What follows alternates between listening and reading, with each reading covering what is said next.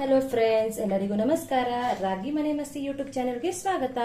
ಯಾರೆಲ್ಲ ನನ್ನ ಚಾನೆಲ್ ಹೊಸದಾಗಿ ನೋಡ್ತಿದ್ರೆ ದಯವಿಟ್ಟು ಸಬ್ಸ್ಕ್ರೈಬ್ ಮಾಡ್ಕೊಂಡು ನೋಡಿ. ಸೊ ನಾನು ಇವತ್ತು ಒಂದು ಈಸಿ ರೆಸಿಪಿ ಜೊತೆಗೆ ನಿಮ್ಮ ಮುಂದೆ ಬಂದಿದ್ದೀನಿ. ಸೊ ಅದೇನು ಈಸಿ ರೆಸಿಪಿ ಅಂತಂದ್ರೆ ವೆಜಿಟೇಬಲ್ ಫ್ರೈಡ್ ರೈಸ್. ಸೊ ಏನು ಸಾಸ್ ಇಲ್ಲದೆ ನ್ಯಾಚುರಲ್ ಆಗಿ ವೆಜಿಟೇಬಲ್ ಫ್ರೈಡ್ ರೈಸ್ ಮಾಡೋದನ್ನ ತೋರಿಸ್ಕೊಡ್ತೀನಿ. ಸೊ ವೆಜಿಟೇಬಲ್ ಫ್ರೈಡ್ ರೈಸ್ ಮಾಡೋದಕ್ಕೆ ಏನೇನು ಸಾಮಗ್ರಿಗಳು ಬೇಕು, ಹೇಗೆ ಮಾಡೋದು ಅಂತ ನೋಡೋಣ ಬನ್ನಿ ಫ್ರೆಂಡ್ಸ್. ಆಕ್ಚುಲಿ ನನ್ನ ಹತ್ರ ನಾಟಿ ಈರುಳ್ಳಿ ಇತ್ತು ಚಿಕ್ಕ ಚಿಕ್ಕದು. ಸೊ ಅದನ್ನ ತಗೊಂಡಿದ್ದೀನಿ, ಒಂದು 10 ತಗೊಂಡಿದ್ದೀನಿ. ನಿಮ್ಮ ಹತ್ರ ದೊಡ್ಡದು ಒಂದು ಈರುಳ್ಳಿ ಇದ್ರೆ ಅದನ್ನ ಉದ್ದುದ್ದು ಕಟ್ ಮಾಡಿ ಇಟ್ಕೊಂಡಿರಿ. ನಾನು 4 ಹಸಿಮೆಣಸಿನಕಾಯಿ ತಗೊಂಡಿದ್ದೀನಿ, ಮತ್ತೆ 1 ಕ್ಯಾರೆಟ್, ಶುಂಠಿ ಬೆಳ್ಳುಳ್ಳಿ ಪೇಸ್ಟ್, ರುಚಿಗೆ ತಕ್ಕಷ್ಟು ಉಪ್ಪು, ಮತ್ತೆ ಬೀನ್ಸು, ಕೊತ್ತಂಬರಿ ಸೊಪ್ಪು, ಮತ್ತೆ ಕ್ಯಾಪ್ಸಿಕಮ್, ನಂತರ ಪೆಪ್ಪರ್ ಪೌಡ್ರು, ಗರಂ ಮಸಾಲ, ಮತ್ತೆ ಅಚ್ಕಾರದ ಪುಡಿ. ನಂತರ ಅನ್ನನ ನೀಟಾಗಿ ಬೇಯಿಸ್ಕೊಂಡಿದ್ದೀನಿ, ಒಂದು 4 ಜನ ತಿನ್ನೋ ಆಗೋಷ್ಟು. ನಂತರ ಅಡಿಗೆ ಮಾಡೋ ಎಣ್ಣೆ. ಬನ್ನಿ ಹೇಗೆ ಮಾಡುತ್ತೆ ನೋಡೋಣ ಫ್ರೆಂಡ್ಸ್. ಮೊದಲು ಗ್ಯಾಸ್ ಹಂಚ್ಕೊಂಡು ಒಂದು ಬಾಣಲಿನ ಇಟ್ಕೊಂಡಿದ್ದೀನಿ. ಕಾದ ನಂತರ ಎಣ್ಣೆನ ಹಾಕೊಳ್ಳೋಣ. 4 ಟೇಬಲ್ ಸ್ಪೂನ್ ಆಗೋಷ್ಟು ಎಣ್ಣೆನ ಹಾಕೋತಾ ಇದ್ದೀನಿ.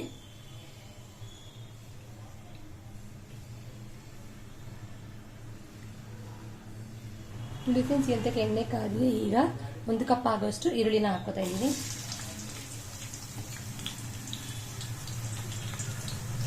ಮತ್ತೆ 4 ಹಸಿಮೆಣಸಿನಕಾಯಿ ಕಟ್ ಮಾಡಿ ಇಟ್ಕೊಂಡಿದ್ದೀನಿ, ಅದನ್ನ ಹಾಕೋತಾ ಇದ್ದೀನಿ. ಹಾಕೊಂಡು 1 ನಿಮಿಷ ಚೆನ್ನಾಗಿ ಫ್ರೈ ಮಾಡ್ಕೊಳ್ಳಿ.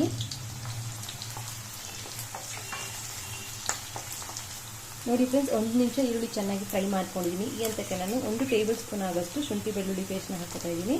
ಹಾಕೊಂಡು ಹಸಿ ವಾಸನೆ ಹೋಗೋವರೆಗೂ ಫ್ರೈ ಮಾಡ್ಕೊಳ್ಳಿ.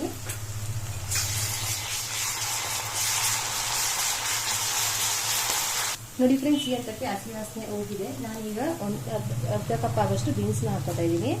ಮೊದಲು ಬೀನ್ಸ್ ಹಾಕೊಂಡು ಮತ್ತೆ ಕ್ಯಾರೆಟ್ ಹಾಕೊಂಡು ಫ್ರೈ ಮಾಡ್ಕೊಳ್ಳಿ. ಅನಂತರ ಬೇರೆ ತರಕಾರಿ ಯಾವುದಾದ್ರೂ ಇದ್ರೆ ಹಾಕೊಳ್ಳಿ. ಬಿಕಾಸ್ ಬೀನ್ಸ್ ಸ್ವಲ್ಪ ಬೇಕೇ ಟೈಮ್ ತಗೊಳ್ತಲ್ವ. ಸೊ ಹಾಗಾಗಿ ನೀವು ಇದೇ ಥರ ಉದ್ದುದ್ದು ಕಟ್ ಮಾಡ್ಕೊಳ್ಳಿ. ಕ್ಯಾರೆಟ್ ತುಂಬಾ ಚೆನ್ನಾಗಿರುತ್ತೆ, ತಿನ್ನಬೇಕಾದ್ರೆ ಬಾಯಿಗೆ ಸಿಗುತ್ತೆ. ಸೊ ವೆಜಿಟೇಬಲ್ ರೈಸ್ ಅಂದಮೇಲೆ ವೆಜಿಟೇಬಲ್ ಬಾಯಿ ಸಿಕ್ಕಿದ್ರೆ ರುಚಿಯಾಗಿರುತ್ತೆ. ಹಾಕೊಂಡು 1-2 ನಿಮಿಷ ಫ್ರೈ ಮಾಡ್ಕೊಳ್ಳಿ. ಸೊ ಕ್ಯಾರೆಟು ಬೀನ್ಸ್ನ ಹಾಕಿ ಒಂದು 2-3 ನಿಮಿಷ ಚೆನ್ನಾಗಿ ಬೇಯಿಸ್ಕೊಂಡಿದ್ದೀವಿ. ಈಗ ನಾನು ಕ್ಯಾಪ್ಸಿಕಮ್ನ ಹಾಕೋತಾ ಇದ್ದೀನಿ. ಇದನ್ನು ಹಾಕೊಂಡು 2-3 ನಿಮಿಷ ಚೆನ್ನಾಗಿ ಫ್ರೈ ಮಾಡ್ಕೊಳ್ಳಿ. ಸೊ ಈಗ ಇದಕ್ಕೆ ನಾನು ರುಚಿಗೆ ತಕ್ಕಷ್ಟು ಉಪ್ಪನ್ನು ಹಾಕೋತೀನಿ. ಸೊ ಉಪ್ಪು ಜೊತೆಗೆ 1 ನಿಮಿಷ ಚೆನ್ನಾಗಿ ಫ್ರೈ ಮಾಡ್ಕೊಳ್ಳಿ. ತರಕಾರಿ ಎಲ್ಲ ಚೆನ್ನಾಗಿ ಫ್ರೈ ಆಗಬೇಕು, ಉಪ್ಪು ಹಿಡಿಬೇಕಲ್ವ. ಸೊ ಹಾಗಾಗಿ ಸೊ ತರಕಾರಿ ಎಲ್ಲ ಚೆನ್ನಾಗಿ ಫ್ರೈ ಆಗಿದೆ ಫ್ರೆಂಡ್ಸ್. ಈ ಅಂತಕ್ಕೆ ನಾನು ಅರ್ಧ ಟೇಬಲ್ ಸ್ಪೂನ್ ಆಗೋಷ್ಟು ಗರಂ ಮಸಾಲಾನ ಹಾಕ್ತಾ ಇದ್ದೀನಿ. ಚಿಲ್ಲಿ ಪೌಡರ್ ನಿಮಗೆ ಬೇಕು ಅಂದರೆ ಹಾಕ್ಕೊಳ್ಳಿ, ಇಲ್ಲಾಂದರೆ ಬೇಡ. ನಾನು ಹಸಿಮೆಣಸಿನಕಾಯಿ ಹಾಕಿರೋದ್ರಿಂದ ಏನು ಮಾಡ್ತಾ ಇದ್ದೀನಿ ಅಂದರೆ ಬರೀ 1/4 ಟೀ ಸ್ಪೂನ್ ಆಗೋಷ್ಟು ಮಾತ್ರ ಚಿಲ್ಲಿ ಪೌಡರ್ನ ಹಾಕ್ತಾ ಇದ್ದೀನಿ.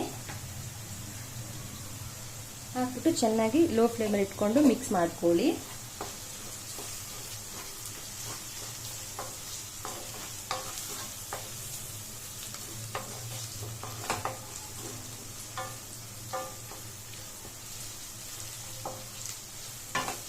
ನೋಡಿ ಫ್ರೆಂಡ್ಸ್, ಈ ಅಂತಕ್ಕೆ ಮಸಾಲ ಎಲ್ಲ ಹಾಕಿ ಚೆನ್ನಾಗಿ ವೆಜಿಟೇಬಲ್ ಜೊತೆ ಫ್ರೈ ಮಾಡಿದ್ದೀನಿ. ಸೊ ಈಗ ನಾವು ಅನ್ನ ಮಾಡಿಟ್ಕೊಂಡಿದ್ವಲ್ಲ, ಸೊ ಅದನ್ನ ನಾನು ಈಗ ಹಾಕೋತಾ ಇದ್ದೀನಿ.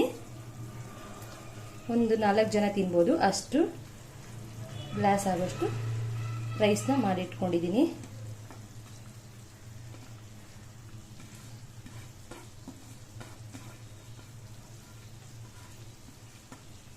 ಹಾಕೊಂಡು ಮಿಕ್ಸ್ ಮಾಡ್ಕೊಳ್ಳೋಣ.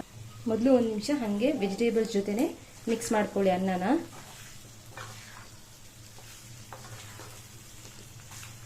ನೋಡಿ ಫ್ರೆಂಡ್ಸ್, ನೀವೇ ನೋಡ್ತಾ ಇರ್ಬೋದು ಚೆನ್ನಾಗಿ ವೆಜಿಟೇಬಲ್ಸು ಆ ರೈಸ್ ಜೊತೆಗೆ ಮಸಾಲ ಜೊತೆಗೆ ಚೆನ್ನಾಗಿ ಮಿಕ್ಸ್ ಮಾಡ್ಕೊಂಡಿದ್ದೀನಿ.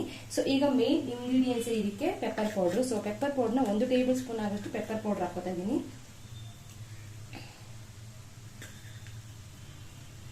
ಹಾಕೊಂಡು ಚೆನ್ನಾಗಿ ಫ್ರೈ ಮಾಡ್ಕೊಳ್ಳಿ. ಅನ್ನ ಜೊತೆ ಲೋ ಫ್ಲೇಮಲ್ಲಿ ಇಟ್ಕೊಂಡೆ ಮಿಕ್ಸ್ ಮಾಡ್ಕೊಳ್ಳಿ.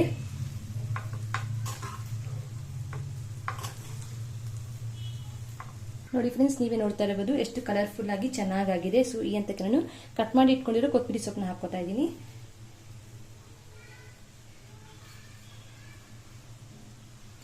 ಹಾಕೊಂಡು ಫ್ರೈ ಮಾಡ್ತೀವಿ.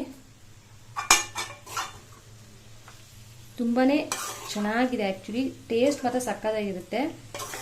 ಯಾವುದೇ ಸಾಸ್ ಹಾಕ್ದೇನೆ, ಯಾವುದೇ ಸಾಸ್ ಬಳಸ್ದೇನೆ ಆರ್ಗ್ಯಾನಿಕ್ ಆಗಿ, ಒರಿಜಿನಲ್ ಆಗಿ, ನ್ಯಾಚುರಲ್ ಆಗಿ ಈ ವೆಜಿಟೇಬಲ್ ಫ್ರೈಡ್ ರೈಸ್ ಮಾಡಿದ್ದೀನಿ. ತುಂಬಾನೇ ಚೆನ್ನಾಗಿದೆ. ಸೊ ಈ ಅಂತಕ್ಕೆ ವೆಜಿಟೇಬಲ್ ಫ್ರೈಡ್ ರೈಸ್ ರೆಡಿ ಆಗಿದೆ. ನೀವು ನಿಮ್ಮ ಮನೇಲಿ ಇದೇ ಥರನೇ ಟ್ರೈ ಮಾಡಿ. ಇವತ್ತಿನ ರೆಸಿಪಿ ಏನಾದರೂ ನಿಮಗೆ ಇಷ್ಟ ಆಯಿತು ಅಂದರೆ ದಯವಿಟ್ಟು ಒಂದು ಲೈಕ್ ಹಾಕೋದನ್ನ ಮರಿಬೇಡಿ.